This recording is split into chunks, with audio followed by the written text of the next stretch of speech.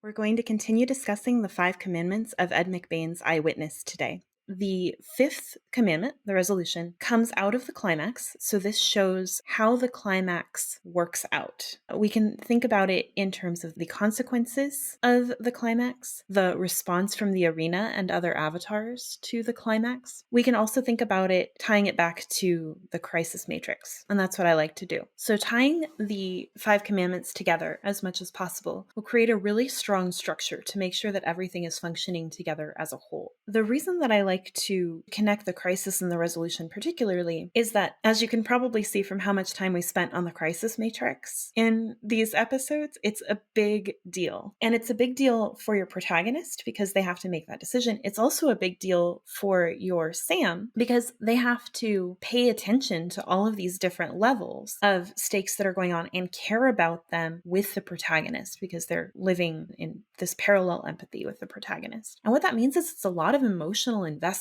When the lieutenant walks in, we care, and we care because we've built up that empathy with Struthers. What happens is if you don't respect the crisis matrix as you're building the resolution, it undercuts all of that emotional investment that your reader made. And you're training Sam how to interact with your story as you go along. So this is a one scene short story, but imagine that it's part of a larger whole. If you realize that the crisis doesn't really matter, that the resolutions work out the way they'll work out, you're teaching Sam this is a chaotic world where nothing really matters. You shouldn't care. You shouldn't spend the emotional energy to invest in the protagonist's decisions, and then she'll stop caring, and then she'll stop empathizing with the protagonist, and then she'll close the book. And so we want to avoid that. We want to keep her engaged, and the way to do that is to respect the investment that she's making of her time and her emotional energy in our stories. We can do that by connecting the crisis matrix with the resolution.